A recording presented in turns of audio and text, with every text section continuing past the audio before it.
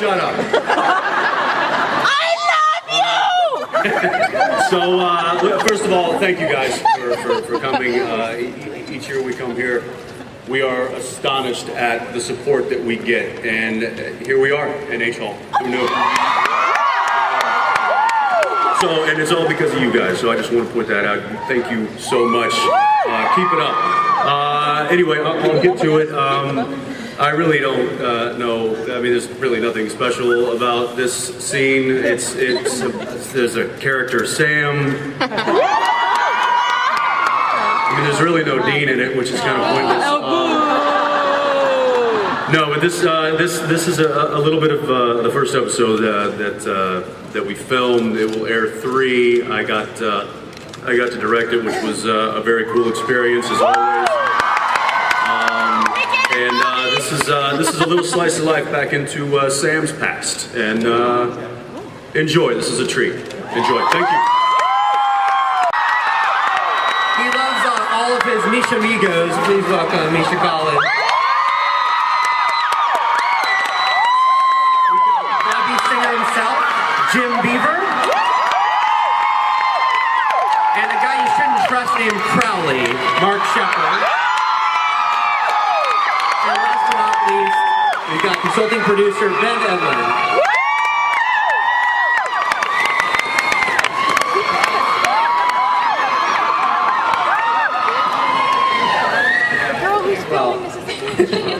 Welcome, guys. First of all, I know we're gonna keep a little mystery with that clip we just watched. But Jensen, what's it been like now? You've directed twice. What's it like putting on the director's shoes? It was more difficult the second time, which was a little strange. I thought, you know, I'd have more knowledge after doing it the first time, but I think last year a little bit of it was more ignorance is bliss. But it was good. I had to be in it more, which you'll see when you see the episode. I had to act a little bit more in this episode than I did last year, so that proved to be a bit of a challenge, and also working with him is always a challenge. So, well, that leads to my next question. I asked some fans for questions on Twitter, and Air Bat McFly, great name by the way, asked Jared, "Did you behave when he is directing?" Of course not. The least I can do for him is make his job. Let's hear some more screaming.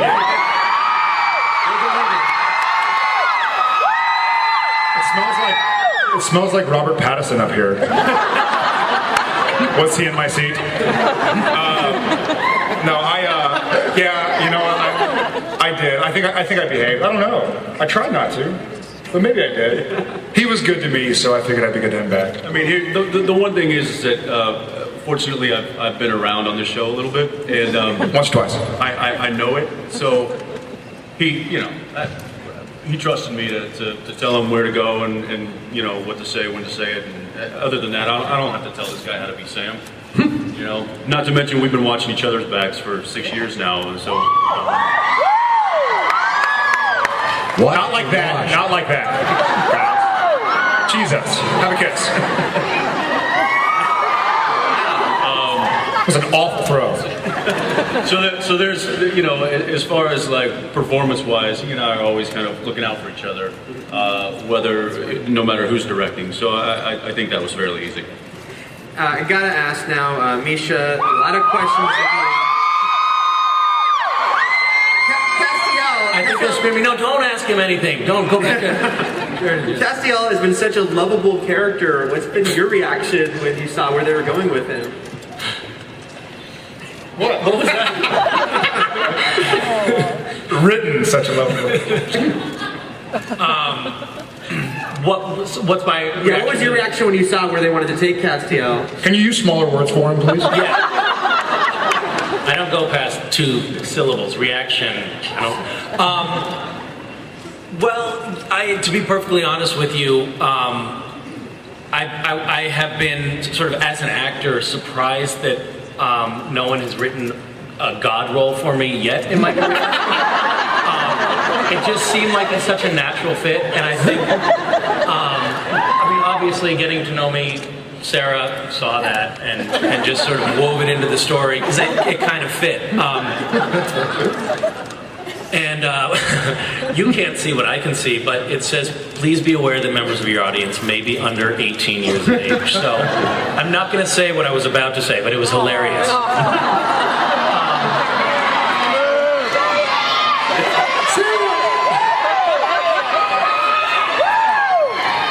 If they're in this panel, Wow. Tone it down, folks.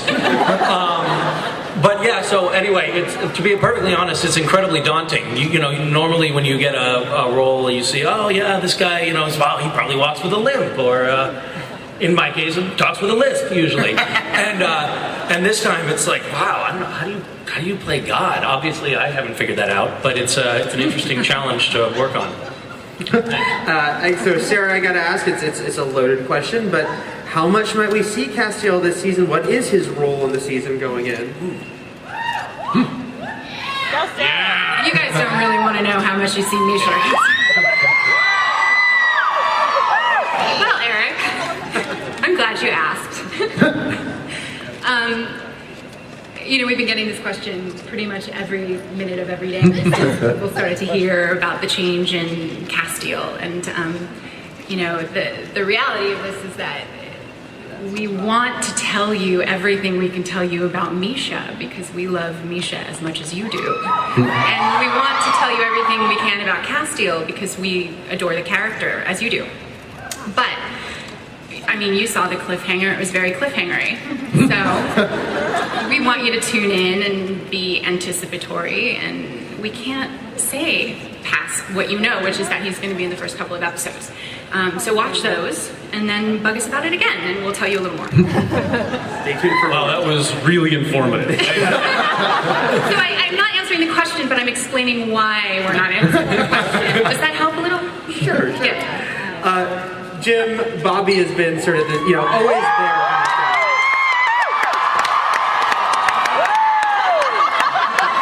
His loyalty got tested a little when Sam tried to kill him last season. Where is he at now? Has he come to terms? Is everything cool between these guys? Well, everything's cool between Bobby and Sam and Dean. Between Jim and Jared and Jensen, that's a very different question, and one that I don't really want to get into right now. You requested me should sit between you guys, right? I requested that everybody sit between us.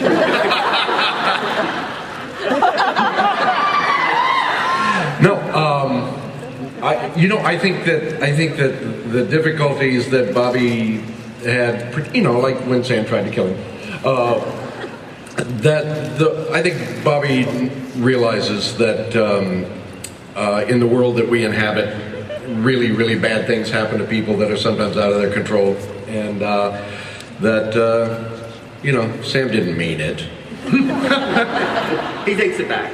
Yeah, he takes it back. So we're good. Mark, you know, Crowley, he.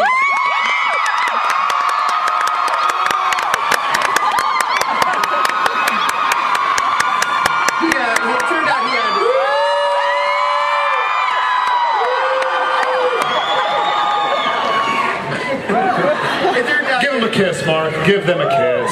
Another kiss? Give them another kiss. Crowley, there's a lot of Hershey's kisses going on here. Crowley had a much bigger agenda than it seemed, and he thought he kind of had it all figured out, only to have Castiel kind of turn the tables on him. So what's going on with him now? Is he sort of licking his wounds, or is he just ready now to come back and he's going to, you know, get that guy for betraying him and get what he wants? I'm in season 7. We'll get you DVDs of the earlier stuff to catch up. Really? I'm in 7? Am I in 7? I'm in 7? Yes! So what am I doing, Sarah?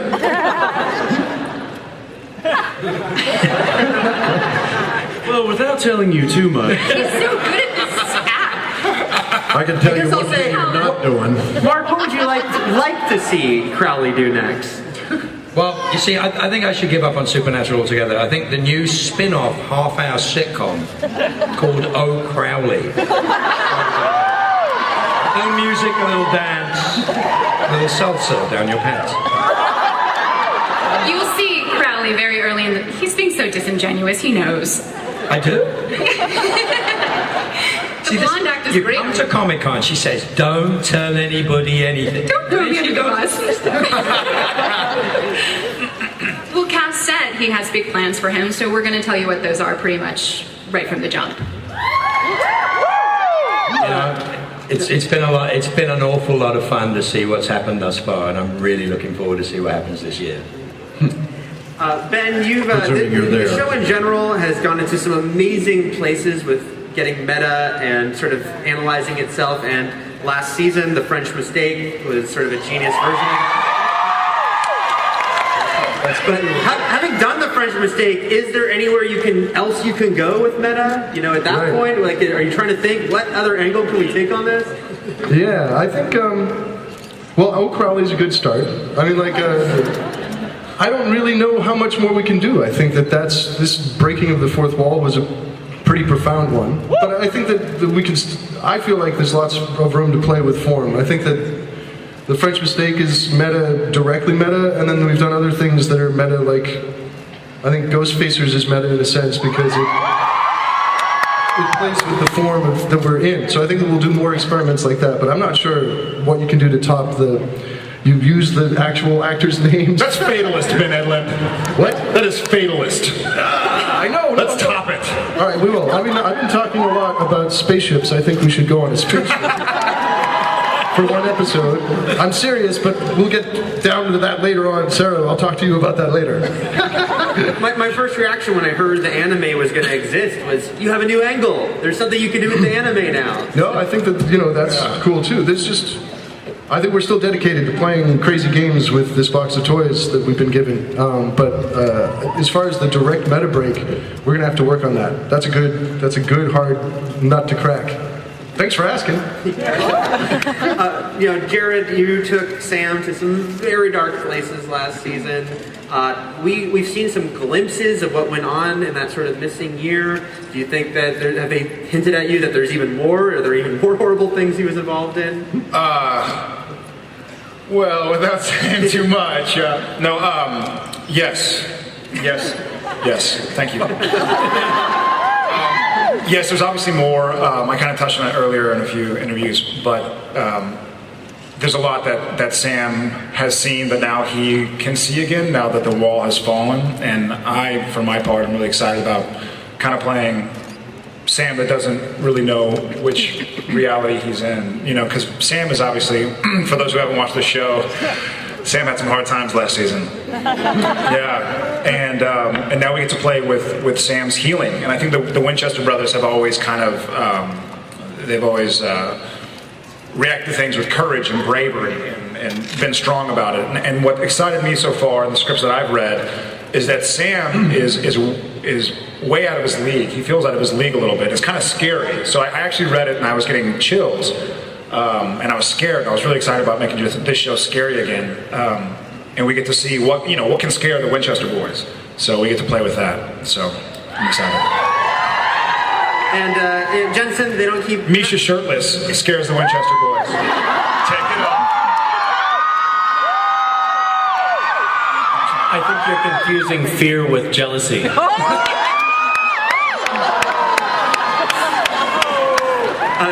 Jensen, things weren't actually, very happy for your character at the end of the last season either. Obviously you have a very big problem to deal with right now, which is an angel calling himself God. But how much is weighing on your character what he just had to sacrifice and what he had to sort of leave behind going forward? Well, I think the goodbye to Ben and Lisa, tough as it was on Dean, I think it was a necessity.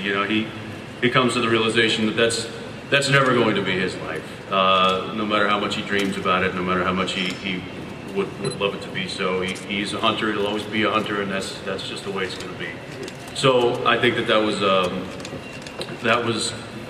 must, and it happened, and it was a tough scene to shoot, just for Dean, or for me as Dean. It was a sad goodbye, but now we've got a bigger problem on our hands. Yeah. Well, that leads me to a question. I was going to ask this question, but someone on Twitter also asked it. AJ Snow 76. You've got a character saying, "I am God." But you have a character out there that a lot of people speculated about, which is Chuck. And I'm just curious, might he be appearing again? Might you touch upon that now that you're going where you are with Castiel? Chuck does not appear at the early part of the season. We have no plans for him to. Also, a big part of, Cass stepping up and taking this sort of mantle on and saying, I'm the new God, is that he has always felt really strongly that his father abandoned them all. Like, where's God when you need him? We had this storyline about him looking for God, and God never showed up. He did the whole go out for cigarettes and never come back thing. So that's always been a big deal for him. So one of the questions we asked ourselves was, well, you're God, what do you do?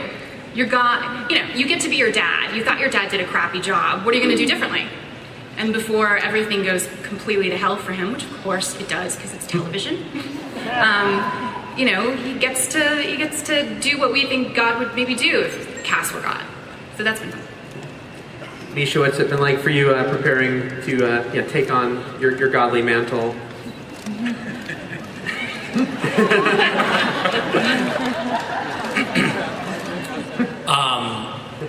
It's like I said, it's just. It's like a glove. Another day at the office. Yeah, just taking a lot from my personal life and leaving it into the character. Getting him to take it off is the hard part. Yeah. Very method, so I've been smiting. Took him far more than usual up in Vancouver. You might have seen it on the news.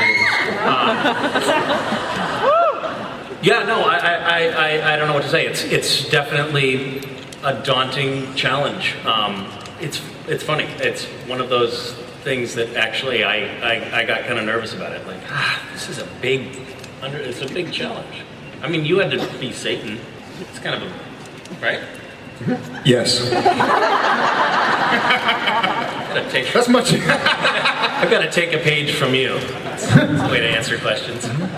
I think that everybody on Supernatural at some point or another has an opportunity to play a very interesting, very epic, mythological character, and it's something that we don't get to do. Working on other shows, it's an unusual treat to get to do, and an unusual challenge. Speaking of, it's almost earnest. That was, yeah. That was heartfelt. Creepy. Ladies and gentlemen, Misha Collins. The show, because the characters get to change and transform so much, I'm trying to think. I think every single one of you have had a death scene. I'm pretty sure. Death scene? Yeah, or multiple. Right. Like 6 times? Have you all enjoyed A, getting to do your big death scene, and then B, getting told, and you're okay, don't worry, you're serious. I died like 40 times in one episode. Oh no, I died again.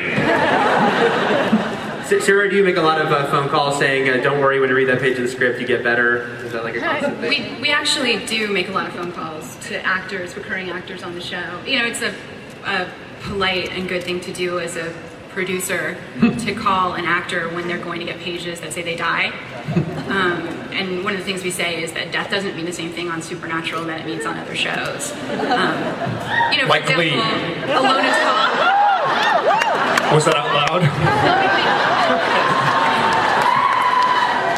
Well, we've made that call to a lot of actors. Jared and Jensen, don't worry about it, but everyone, no one is safe on the show. But Jared and Jensen, don't worry about it. You know how many times Jensen has cried in my arms? You're not going to die, Jensen. You're not going to die. It's okay. Sweet. We can't do it without you. Guys, we're going to start taking questions from you guys. Just a few minutes to get those prepared. They killed me. It's not personal. The fans, it's conflict is good drama, and then of course though some of the fans are like, why do Sam and Dean have to be fighting all the time? For you guys though, is it fun for you? You get along in real life to be like, all right now we're at odds. We get to hate each other for the day. I think the brother bickering is always been a part of the show that he and I have just kind of done pretty easily. It's when like last year when Soulless Sam was around, and he wasn't playing Sam. That was a real kind of challenge, I think, for me as an actor, because it wasn't Sam. I wasn't able to play Dean with Sam like I had been for the past 5 seasons. So I think that was definitely a challenge. But no, we have no problem fighting with each other. Yeah. Seriously though, that is one of my favorite parts. The brothers bickering, the brothers fighting. I felt like I can remember certain times. I don't know what the episode was or what it's called, but I remember we shot one scene. I want to say either Bob or Kim directed it, season 1 or 2, or we're fighting like in a motel room, like snap out of it. And I feel like after each and every one of those scenes, I feel like Sam grew kind of by accident, in spite of himself, as opposed to, or in spite of myself. And so I enjoy those scenes because inevitably when you've worked with somebody for so long as an actor and know them so well as a human being, you're able to get more out of each other. You know, if a guest star comes on, no matter how talented they are, and they're often very talented, they can't quite pull out of you what somebody that you know. It's like you always hurt the ones you love, you know? Like you always hurt them the most, and they always hurt you the most. The better you know somebody, the more you can push their buttons, and the more your buttons can be pushed. And so I feel like, as Jared, I feel like my character grows when I have these intense scenes with Jensen. And that was difficult for me too, to do Soulless, because there'd be parts where I was kind of just, I assumed dead-eyed. I don't know what I looked like, but I was trying to do dead eyes. Like. And then it felt so bad because I couldn't react and respond to Jensen, to Dean. But now we get to fight again. That wasn't really, I was hoping for like a climax at the end of the question, like, all I get is now we get to fight again, so bear with me. Jim, not that any of these characters are lucky in love, but you know, last season it was pretty sad when we got that glimpse of another life for your character. You know, do you ever say... always a bride, never a bridesmaid, something like that. Always a bride, never a bride. I think you... No, that's fine. Yeah. Have you talked to Ben or Sarah these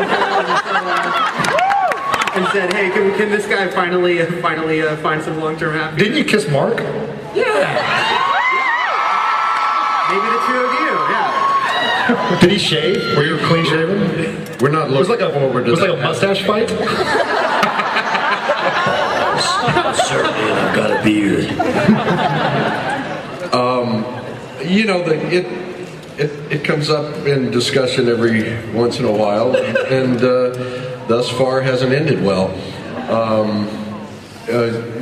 I have this sneaking suspicion that I don't know, that we haven't seen the last of Sheriff Mills in Bobby's life in one way or another, but that's just a sneaking suspicion, and it's one I would fully support if it got around to that, because unlike the Sheriff Mills that I played on Harper's Island, this Sheriff Mills is hot. So I'm up for that. Before we start the audience questions, are there any characters you can talk about? Because your show is great at bringing people back. People back from years ago you might not even be thinking about. Any plans for some characters to return? Oh, yeah. Yeah, Joe is coming back, actually. Really? Yeah, Joe. Really? We find out when you find out. Isn't that great? We actually found out after, because the sound echoed and hit us through applause. I mean, that's a perfect example of someone who dies on the show, and we're literally sitting in the editing room watching dailies and going, I can't wait to bring her back. So we've just been waiting for the right story for her, and we have one, so we're bringing her back. Sheriff Mills is returning for an episode or two, and at least. And who else is coming back?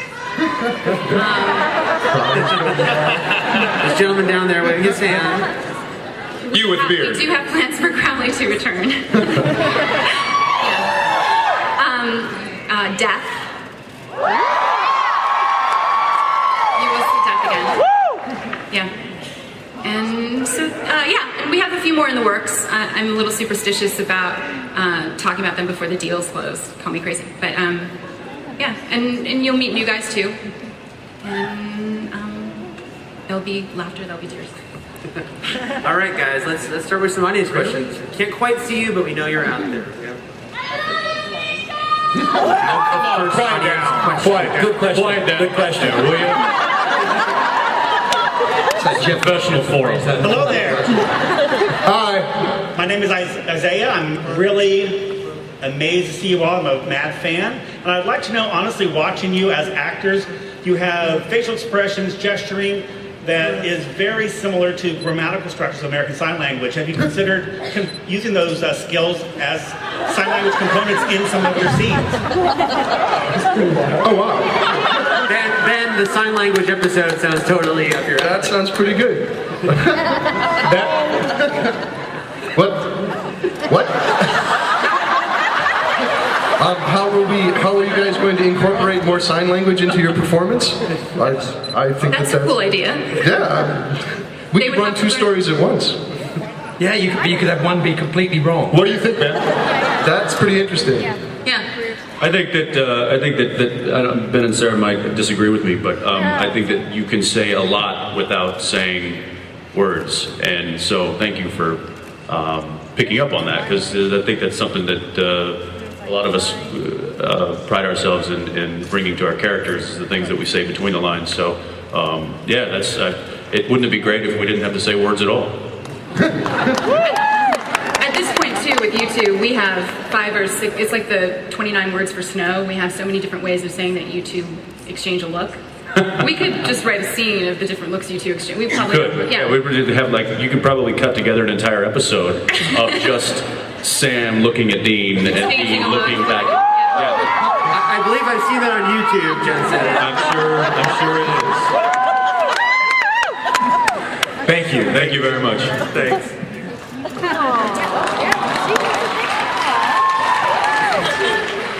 It'll be okay.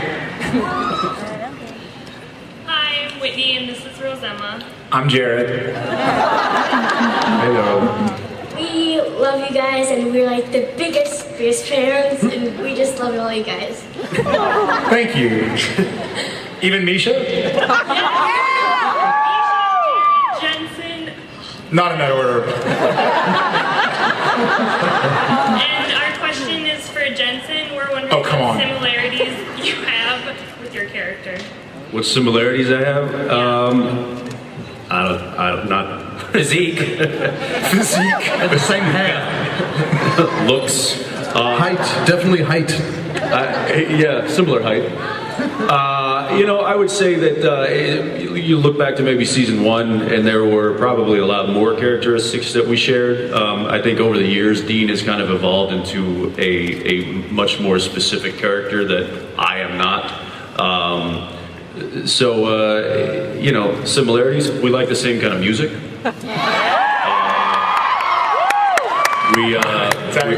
We like vintage cars. And that's about it. They both air guitar all the time. Whenever Eye of the Tiger comes on. Yeah, and neither one of us can stop ourselves when Survivor plays, apparently. So that's that's about it. Yeah. What? My question for Misha. Now, I'm just wondering if being the Antichrist has helped you, and maybe influence you on being Godcast. Wait, can you repeat the question? Since you're the Antichrist and all that, has that influenced you how you play Cass as God? Are you asking if he's actually the Antichrist? In person or as a I'm not sure I like this question. You get a variety of answers from us. Well, yeah, since I'm a Satanist, Research. that does, inform how I play the character. and every time you asked the question just now, Jared was saying something in my so that it's hard to actually process two things at once, I'm finding. So I don't. You don't I know still don't know what the question was. What is the question? On your Twitter, there's this really weird church group that said you were the Antichrist. Oh, that's right. Yeah, I don't know how they figured that out. Because I was trying to keep it totally under wraps, but I obviously slipped up a couple of times, and cat's out of the bag. So, yeah, I guess I've just got to embrace it now. I think you should smite them. Yeah. Actually, that's kind of ironic. You'll understand why when you see the first episode of the season. Church. Next question, please.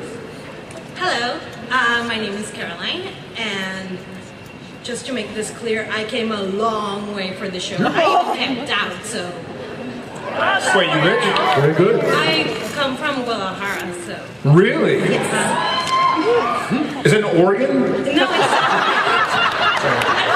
But it's South Mexico. Thank you. Okay, so my question is for Jensen and Jared. Okay, I saw you guys 5 years ago in Los Angeles when you were doing the first season, halfway through. And I remember you guys said, well, the producer said that there was only going to be 5 seasons. After that, you guys finished with the apocalypse. So, what were your thoughts when you found out that the show was going to go on? Honestly, I'll let you You go first. Oh, thanks.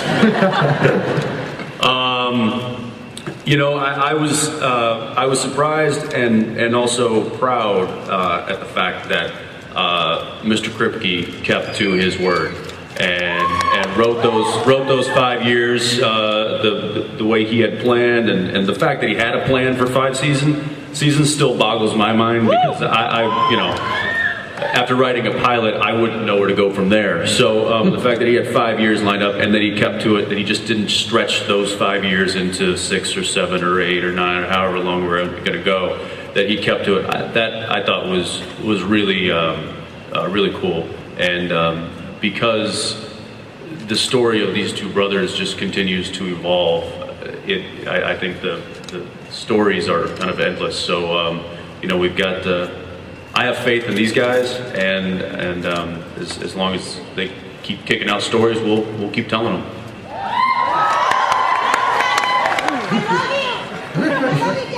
Thank you. Yes, Jared's right here too. I love you too. Sarah, just to follow up on that, do you guys have you had further discussions, about when it might end, or you just right now you've got a lot of stories to tell and you can take it year by year? Well, we hope it goes on for a long time. Eric did create kind of a perfect franchise to keep going, and we have fresh blood in the room this year, and it's kind of amazing how much fresh energy there is. So we have a plan in place if this is the last year, and we have a firm plan in place if it isn't. Next question, please. That'll be up to you guys. We have time for one more question. Hey, this is a question for Ben. Every time they open the trunk, they have this arsenal in there of all these incredibly cool things, and specifically every time I see those ninja stars, I'm like, oh my god, they're ninja stars. I think it's one of those so bad. That is a grenade launcher. Yes. Why can't we use the grenade launcher in the ninja stars? That's my question. Why are they not using the ninja stars? Oh, the heavy ordnance. When will we start blowing things up with the weapons in their trunk? Well, I love the ninja stars, but you could do the ordnance too, whatever you want. But please do it, because Ben just pitched a ninja story. He's like, I just want to make them ninjas. I think that they should fight the ninjas. I don't know, maybe they could use the stars. Yeah. Well, you think that they should fight the ninjas also?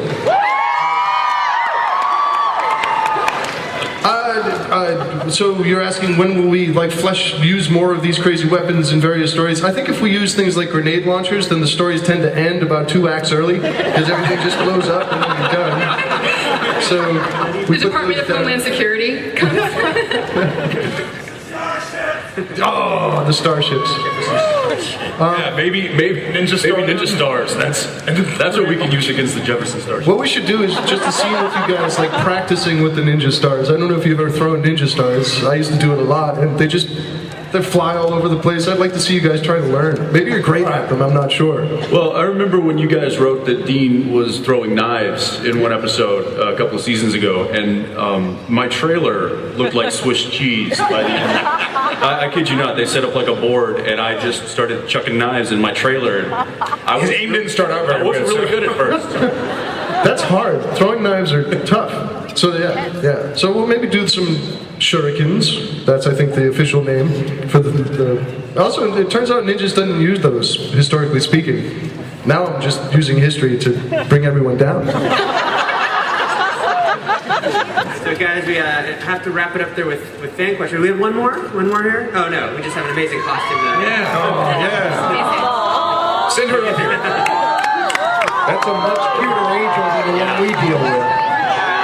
Come on up, you winged trench coat. You're getting a very special present there. That's rad. We got some special stuff to show you. Just as a brief intro, Supernatural the anime, how does that even exist? I can't think of any other modern American TV show where there's an animated version made at the same time. Apparently we're big in Japan. Yeah. But, you know, we have seen it, and it blows our minds. You know, the first I saw of it was Eric called me into his office and said, "You're not going to believe this, you have to see this." And it was the concept drawings, and I thought they were genius. The Japanese creative team have leave to do their own thing with it, and I think have been really cool and respectful and creative and have given their own spin to the series. And Jared and Jensen have given their voices to at least some of the episodes, I think. How many? Oh yeah, I did them all. What was that like for you guys to get to? Not, you don't have to worry about any hair or makeup. You just get to go in and record the voices. Yeah, you know what? Well, unfortunately, they came to us when I was also playing like 3 Sams, and so I was playing Hell Sam, as he was called in the script, and Sola Sam, and Sam, and then going to the Sam, and then going to the sound truck and playing like season 1 Sam. So I was like, Sam, you better blah blah, and then run to the trailer and like, I want to go back to law school. It was definitely a juggling act for a little bit there, but I think it looks great. I don't know if everybody's seen it, but it's scary. Part of them are pretty scary. Well, guys, you're about to see a glimpse of it, but want to thank all these guys for coming.